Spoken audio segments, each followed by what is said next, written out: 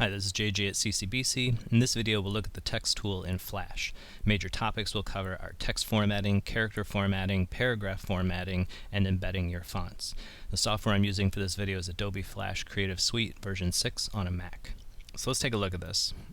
Here I have a Flash file already open. I'm zoomed into 200%, and I have the text tool selected already. So let's look at some of the properties supported in the text tool. So the first is the different text formats you might want to choose from.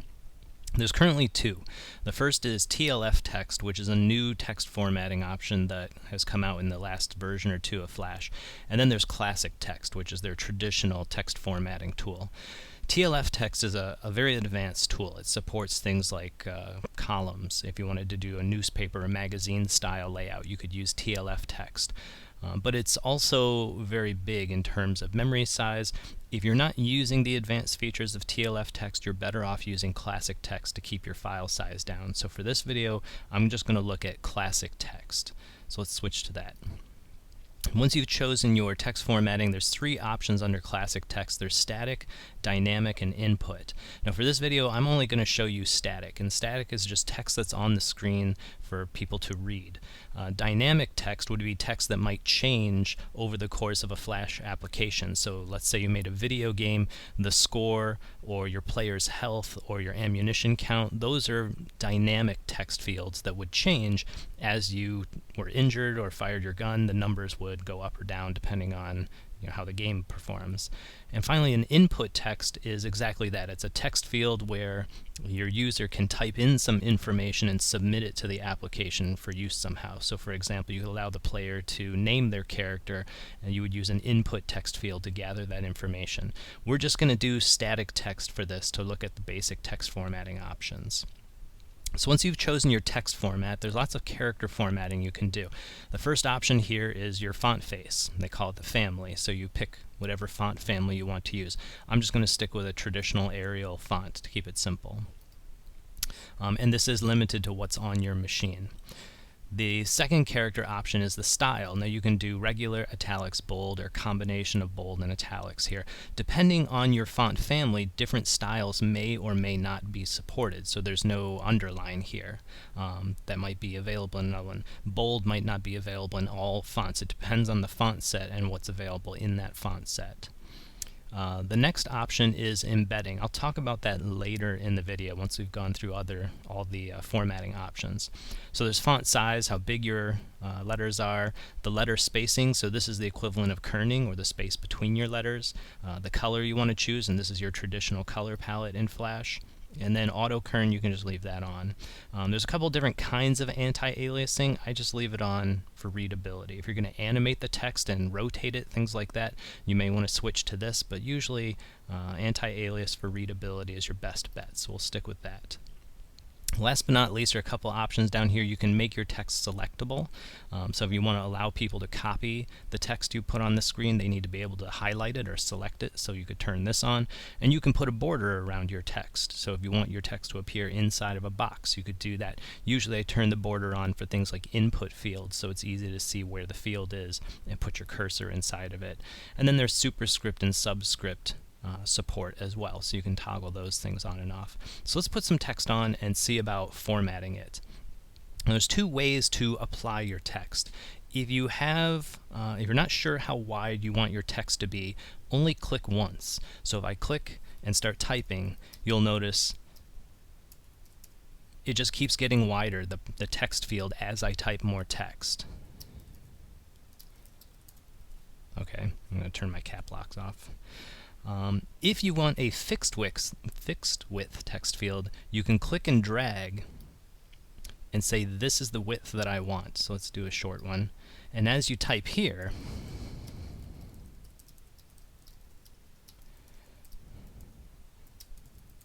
you'll notice the width does not change, but the vertical expands. So if you click once and start typing, it'll just keep scrolling to the right until you hit return and go to the next line yourself. If you have a fixed width or a limited amount of space, you can just click and drag and define the width of your text field, and it'll scroll vertically for you as you add more and more text to your field. So those are the two ways that you can insert text into your screen or into your application. Once you have some text in there, you can highlight it and format it. So if I want to change the color, I can go in here. Now I've got some red text.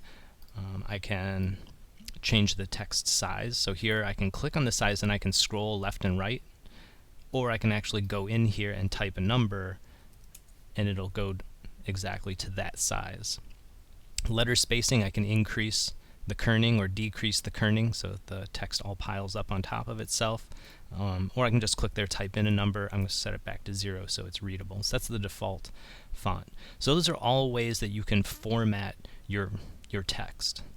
The next thing you may want to do is format the paragraph or the space that your text appears in. So here we have left aligned, centered, aligned to the right, or we can justify the text, which means it spreads it out. So you notice on this first line, what I'll do is this.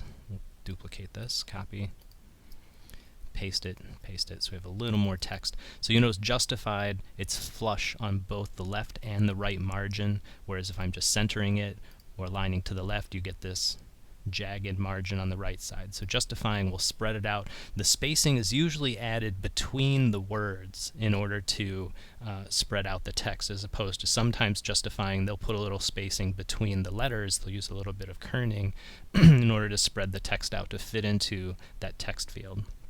So that's the basics for your alignment. You can also add some spacing to the beginning of your paragraphs. So you'll notice if I put a couple pixels in, I can do a paragraph indent. I'm going to turn that off, go back to 0. I can add spacing between lines of text, so now you've got a little bit of leading that you can work with here. I'm going to set that back to 0. And you can indent on the margins as well. So you can define your text field and give your text field margins on both the left and the right side as you need it. So I'm going to set that back to 0 as well. So those are your major formatting options when it comes to working with text. There's other options down here that are more advanced, but we're not going to look at those in this video. That can be a whole nother video. The last topic I want to look at is embedding your text. When you are working with text, when you publish your movie and you create a SWF file, the text is actually converted into vector shapes. So font data doesn't get stored in a SWF file. The fonts themselves just become graphics. So it just converts them from text into vector shapes, and those vector shapes are stored with your SWF file. When you're editing in the Flash file, so when we're editing here, the font data is not stored. So if I was using a custom font here, and then I saved this file and I emailed it to you at home, and you open it on your home machine, you don't have that font, it's going to produce an error. It's going to say, this font's not available, so I'm just going to use a default font. It'll probably come out as either Arial or Times New Roman. So if you want to use a custom font, or any font really, you want to get in the habit of embedding your font in your Flash file. So I'm going to show you how to do that. There's an embed button right here. So if we click it, it opens up the font embedding panel. And what you need to do here is give your font a name. So I might call this Arial font. It's pretty obvious. The family, it'll pull that from here. The style, it'll pull that from here. And then the character range is what you need to define next.